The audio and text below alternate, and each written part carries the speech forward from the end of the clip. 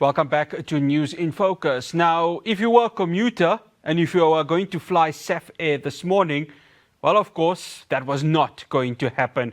This, of course, as the airline confirmed that several of its planes have been grounded amid a wage dispute between the pilots and the local and regional carrier. This, of course, 8% of today's flights being cancelled, despite the earlier reassurances that operations would not be affected by the start of the strike. Now, FA had said that they will be reimbursing the customers who, of course, were meant to go ahead and conduct these flights. Now, the union representing the pilots is Solidarity, and joining me now, I'd like to welcome its Deputy Secretary General, Helgard Cronje. Helgard, good day. Thank you so much for joining us on News in Focus on Hilaal TV.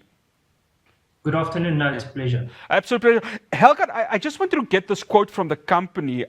They said that the pilots are among the best compensated professionals. They earn around 1.8 to 2.3 million rand annually. They said that demand would result in an unsustainable escalation in costs for any company. From a union's perspective, your response to that? Well, I think the first thing that we need to say is it's interesting which salaries they shared, because they shared the absolute top scale of the captains. One of our representatives is a captain, and his first question to us was, is that an offer? Because if it is, he would accept it. It would be far above what we are demanding. So the fact of the matter is, it seems as though they want to create the perception that all pilots earn more or less that, and that's not true. There's 11 different scales on which pilots earn. There are some of the Safair pilots that do earn that kind of money. It's a fact. And we've never said that pilots are poor. It has never been the argument. What we are saying is that there's a shortage of pilots globally. There's a shortage of pilots in South Africa. And if these pilots go and fly internationally, they can double that earnings. So the fact of the matter is, as a country, we sort of need to manage the sustainability of the skills base in terms of the pilots that are available within South Africa. And yes, Safair is the largest low-cost carrier. They aren't the best paying airline in South Africa, but they are one of the top ones. That is true. The fact of the matter is they recruit from the other local airlines, but some of the pilots leave for international airlines, and more of them are leaving. These ones that they've exposed now, whose salaries they've exposed, are more or less the people that are leaving, your more experienced pilots. It does have an impact on things like safety. If less experienced, if your pool of skills is less experienced, it has an impact on maintenance on the airplanes and stuff like that. So essentially, we haven't said that pilots are poor. The fact of the matter is there's a lot of things surrounding this that needs to be considered. One of the things is the quality of life. A pilot works irregular hours. It's difficult for them to organize their personal lives, and we've said this, that one of the biggest issues that has led to the deterioration in the relationship is the move from a fixed pattern rostering system to an open roster. Which basically means a pilot would have worked 6 days on, 2 days off, 6 days on, 3 days off.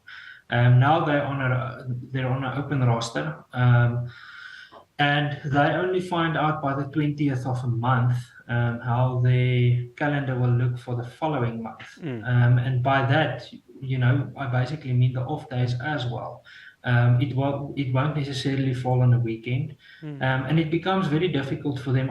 You can just imagine how difficult it can be if you only find out 10 days before the end of the month how your next month is going to look, and to sort of organize your personal and family life surrounding that. If you consider the sacrifices they've made during COVID and the fact that the company is turning huge profits, it creates a bigger picture that one needs to consider.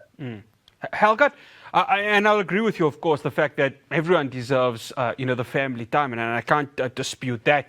What I want to talk about, Helgard, is the offer that, of course, you as the union are asking for. So it's 10.5. That's a salary increase for the pilots. while the airline is offering 5.7. So it's a 4.8 gap between what the union wants and, of course, what the airline wants. I mean, I don't know, correct me if I'm wrong, but I find this to be quite unprecedented, the fact that this is quite a huge gap or huge number that is being asked by the union and, of course, that of what the airline is offering. Yes, I mean, even for solidarity, you know, we rarely go into dispute when we ask double digits. We rarely start a negotiation with a double-digit demand. But the fact of the matter is the aviation industry is unique. I've explained why. And at the end of the day, we need to find a way to find a resolution. I think one of the biggest struggles is the way in which Safair has operated in terms of their labor relations. The way in which they responded to our one-day strike notice, for example, is a great indication of why we are where we are. They basically on Friday issued a 7-day lockout notice, which basically means that whether our people go out on strike or not, they aren't allowed to go to work and they won't be paid for it. You know, so it's basically an enforced strike, if I can, you know, call it like that for people that don't understand the legal terms. But the lockout is basically a strike from the employer's side where they force you and you can't work. You know, so and one needs to ask yourself, how proportional is their response? We basically called out a 1-day strike to get them back to the negotiation table, and their response is a 7-day lockout. That's the one part. The second part is they are all over social media indicating how they care for their passengers and so on. They've downplayed the impact over the weekend and last week in the build-up to this. And late last night informed people about cancelled flights, you know. So, I mean, we've been open about what we want. We've said where the hiccups are. We've said that we want to go back to the negotiating table.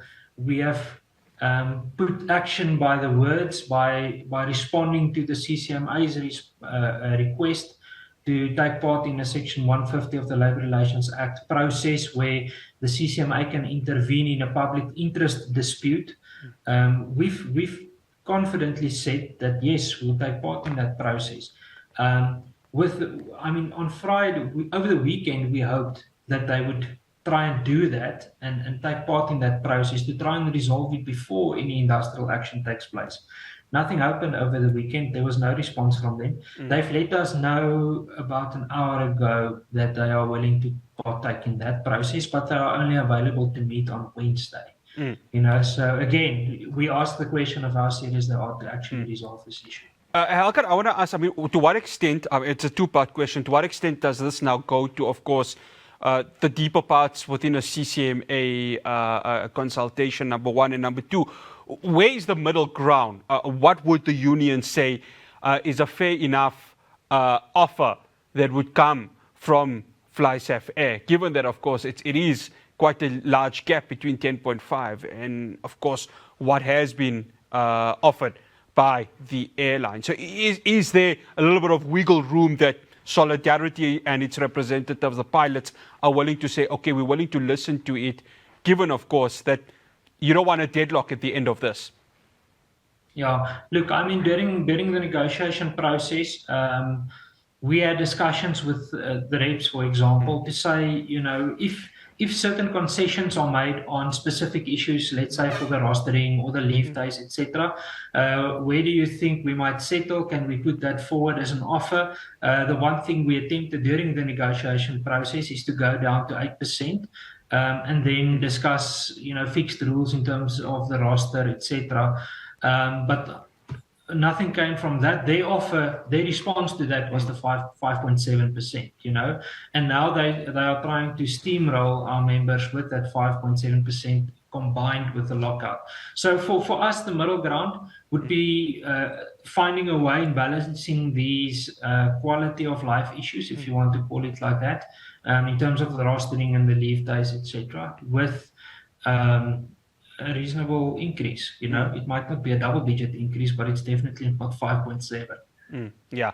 Well, of course, interesting to see how it's going to. And one final question, Helgard. I think a lot of commuters, I mean, when it comes to, of course, Safair, it's probably the most flown airline within the South African skies right now. And the stranding, of course, even though they've gotten their money back, I mean, a lot of them would want to have, whether it was holidays, whether it was business, a lot of them would have wanted to have been traveling to those certain destinations. My question to you, Helgard, is for how long do you foresee this happening? Of course, you've mentioned Wednesday is going to be another meeting that's going to occur. So from a union's perspective, I mean, how long do you foresee this strike, this action by the pilots occurring, given, of course, that South African skies would need the Safair airlines to be traveling, given that, of course, this, of course, has a direct impact on the economy of the country? Look, I mean, we've realized that this impact is significant from the start. That's why we started with the one-day strike, to try and manage the impact, you know.